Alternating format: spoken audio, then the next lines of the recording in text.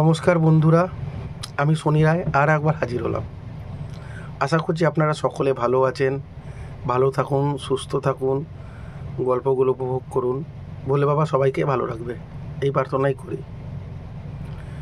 তো ছোট্ট ছোট প্রয়াস করি আমার একটা লিমিটেড সাবস্ক্রাইবারের মধ্যে কিছু কিছু তথ্য আপনাদের সামনে এনে হাজির করার।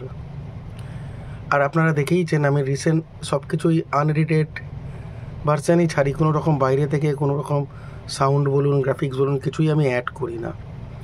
একটা চেষ্টা করছি নতুনভাবে, কেন আমার কাছে কন্টেন্টটা পৌঁছে দেওয়াটাই বেশি জরুরি, বিভিন্ন তামঝাম বাদ দিয়ে। আর একটা রিকোয়েস্ট, সাবস্ক্রাইব করে আমার একটু মনোবলটা বাড়াবার জন্য আপনাদের কাছে অনুরোধ করি। তো আপনাদের কাছে একটাই রিকোয়েস্ট, আমার কন্টেন্টগুলো যদি ভাল লাগে অবশ্যই সাবস্ক্রাইব করবেন, লাইক কমেন্ট করলে আরও বেশি খুশি হব। তো টপিকটা শুরু করছি।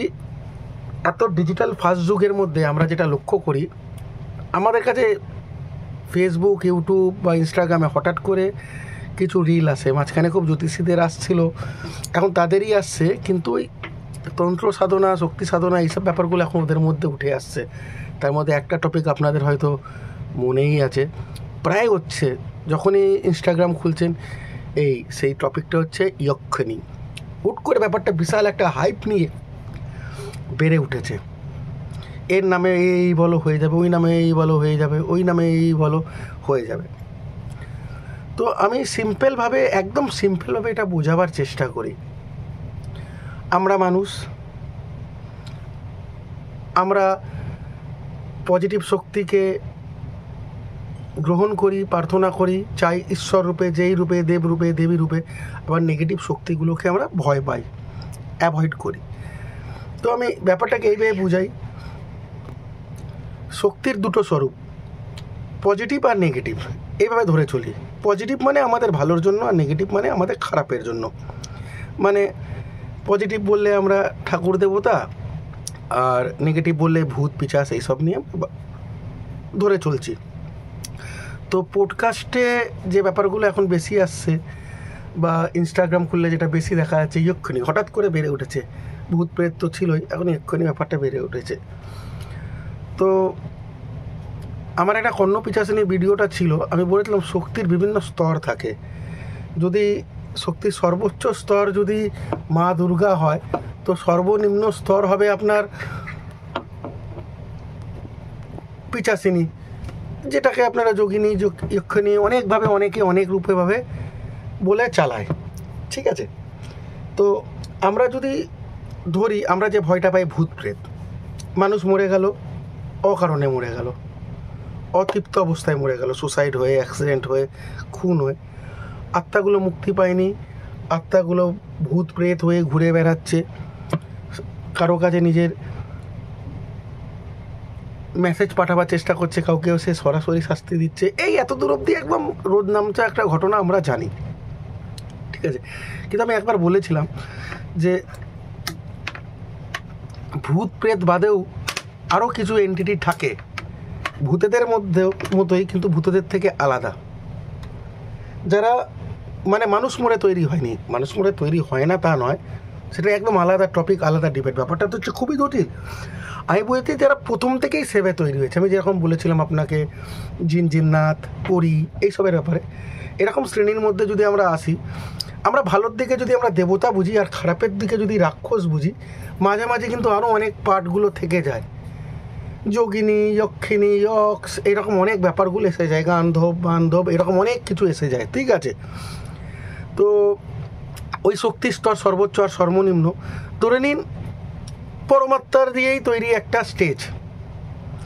মেল ভার্সানটাকে যক্ষ বলা হয়, ফিমেল ভার্সানটাকে যক্ষিণী বলা হয়।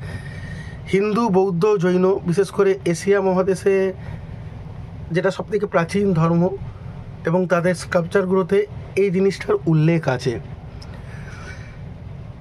কেউ 70টা সংখ্যা দিয়েছে, কেউ 36টা দিয়েছে, এইগুলো নিয়ে অনেক ডিবেট আছে। কিন্তু উপায়টা কি? এদের কাজ লাগিয়ে নিজের কাজকে তাড়াতাড়ি সিদ্ধ করা। আমি আবার বলে দিচ্ছি, খারাপ ভালোর মাঝের স্তরে এরা থাকে। এরা খুবই ভালো হয়, আবার খারাপ হতে পারে, দেবগুণ সম্পন্ন হতে পারে, রাক্ষসের মতো আচরণ করে, বা রাক্ষস যার মধ্যে দেবগুণ আছে। আশা করছি বুঝাতে পারছি, একটা মাঝামাঝি একটা ছোট্ট স্টেজ। তো ইদানিং এই নাম বলুন, ওই নাম বলুন, আমি প্রথম কথা বলছি এইগুলো ওই ভূত প্রেতের মতো আপনার অন্ধকার স্থান থেকে যাচ্ছেন, খারাপ স্থান থেকে যাচ্ছেন, আপনার ধরে নিলে খারাপ গায়ে আছে ধরে নিয়েছেন, হাওয়া লেগেছে, এর মধ্যে এইগুলো পড়ে না। এইগুলোকে সিদ্ধ করতে হয়, যেরকম আমি কর্ণপিচাসিনীর বেলায় বলেছিলাম, সেটা যক্ষিণী হোক আর যোগিনী হোক, এগুলোকে সিদ্ধ করতে হয়। যত মিথোলজিক্যাল বা মিস্ট্রিক্যালভাবে যদি বলা যায়, মানে ওই উপাসনা করার মতো। লাকে হয়তো একজনাই সিদ্ধ করতে পারে, যে সিদ্ধ করতে পারে তাকে আর এই জগতে পাওয়া যায় না, সে আওয়ালাদাই হারায় উড়ে। সে কোথায় পৌঁছে যায় সে হয়তো সম্ভবত সামনে আসবে না। এই পোঙ্গা পণ্ডিতগুলো অনেক কিছু বলে দেয়, এই করে রেখে কিছু করে রাখেনি, যাদের কাছে আছে থেকে অন্য লোক, যারা অন্য সিদ্ধ লোক, সে চিনে নিতে পারবে, ঠিক আছে। ম্যাক্সিমাম ক্ষেত্রেই রেজাল্ট হচ্ছে মৃত্যুই ঘটে, পাগলই হয়ে যায়। বহু লোক হুট করে পাগল হয়ে ঘুরে বেড়ায়। এগুলো ডিপলি জানলে দেখা যাবে কোনো কিছু সাধনা, কোনো কিছুর পিছনে দৌড়েছে, হুট করে পাগল হয়ে গেছে। ভালো সুস্থ লোক কেন, ভালো আছি, আরও ভালো থাকতে হবে, শর্টকাট পেতে হবে। আমি বললাম না, যদি 36টা রকমের যদি প্রকার পাওয়া যায়, দেখা যাবে 26 রকমটা ভালো আর 10 রকমটা ভয়ঙ্কর, কিন্তু ওই 26 রকমের মতো প্রচুর প্রবলেম আছে। এগুলো আমাদের সাধারণ মানুষের বোধ বুদ্ধি বোঝার একদমই বাইরের টপিক, ঠিক আছে। এগুলোকে বসে আনা, এগুলোকে দিয়ে কাজ করানো, এগুলোর শিকারে নিজে পরিণত হয়ে যাওয়া, আলটিমেটলি একটা সাধারণ মানুষ যখনই চেষ্টা করে, সর্বপ্রথম সে নিজের পরিবারকেই খুইয়ে দেয়। এইসব জিনিস থেকে বিরত থাকুন। আর আমি সবসময় বলি, জীবনটাকে ঈশ্বর আর মা বাবার পর যে সফলভাবে সঠিকভাবে নিয়ে যেতে পারে সেটা হচ্ছে গুরু। কোনো কিছুই জব করার আগে নিজের গুরু থেকে পরামর্শ করে নেবেন। উনিই আপনার দেহের অরা বুঝে আপনাকে মন্ত্র দেবে, উনি ভালোই মন্ত্র দেবে। এই শর্টকাটে যে তান্ত্রিকের ধারণা, এটাকে সিদ্ধ কর, ওইটাকে সিদ্ধ কর, পাগল অথবা মৃত্যু, এই পথে যাবেন না। গল্পের বইয়ের মতো পড়ুন, অনেক ইন্টারেস্টিং টপিক আছে। এই অক্ষিণীকে দিয়ে এই কাজ করা যায়, এই অক্ষিণীকে গার্লফ্রেন্ডের মতো ব্যবহার করা যায়, ওকে মা রূপে সাধনা করা যায়, এ আসলে পুরো রজনীগন্ধা ফুলের মতো ভরে যায়, ওকে পুরো অপ্সরার মতো লাগে। এইসব অনেক ইন্টারেস্টিং ডাটা ডিটেলস লাইব্রেরিয়ান বইগুলোতে পেয়ে যাবেন। অনেক বই আছে, নাম বলবো না কেন, অনেক কপিরাইটের ইস্যু থাকে, গুগলে পেয়ে যাবেন, অনেক কিছু পাওয়া যায়। আর জীবনটাকে স্মুথভাবে চালান, ধার্মিক হন, স্পিরিচুয়াল হন, উগ্র ধার্মিকতা নয়, স্পিরিচুয়ালিতে বিশ্বাস করুন, সোপাটে মন দিন, যার যেটা উপাসনা স্থল সেখানে আপনারা যান, নিজেরাই খুব ভালো থাকবেন, গুরুর দেওয়া পথে চলতে থাকুন, খুব ভালো থাকবেন। এইসবের পিছনে পড়বেন না। জিন্নাত আমি বললাম না, মানুষ মরে ভূত হয়, একটা অশরীরী কন্টেন্ট, তার একটা মুক্তি ঘটে যায়, তার একটা পথ আছে। কিন্তু যারা প্রথম থেকেই অশরীরী অবস্থায় আছে, আমি মাঝে মাঝে একটা টপিক লিখি, ভূত মানেই অশরীরী, কিন্তু সব অশরীরী কিন্তু ভূত নয়, কিছু আলাদা এন্টিটি থাকে, আর প্রেজেন্টটাকেও তার ওইভাবে করায়। তো দয়া করে এইসব গিয়ে এরা খুব প্রচণ্ড ভুল কাজ করছে, একটা নাম বলতে জব করে করো। আমি বলে দিচ্ছি, আলটিমেটলি শাস্তি কিন্তু মৃত্যুই। আর এত সহজেও মরবেন না, সবার আগে সবাইকে মরতে দেখবেন। তাই এইগুলো থেকে দূরে থাকবেন, ঈশ্বরের উপাসনা করুন, গুরুর কথা মতো চলুন। এই হচ্ছে আমার ছোট কন্টেন্ট। এটাকে আরও বিস্তারিত বলা যেত, কিন্তু আমি জানি এর দুরুপয়োগটাই বেশি হবে। সাধনা পদ্ধতি, কীভাবে সাধনা করা যায়, কী করলে কী হয়, এইগুলো থেকে বিরত থাকুন। সর্বশক্তিমান ঈশ্বর সবার মঙ্গল করবে। ঈশ্বরের চরণে পড়ে থাকুন, জীবনটাকে ঈশ্বরের কাছে তুলে দিন। উনিই জন্ম দিয়েছেন, উনিই ভালো রাখবে।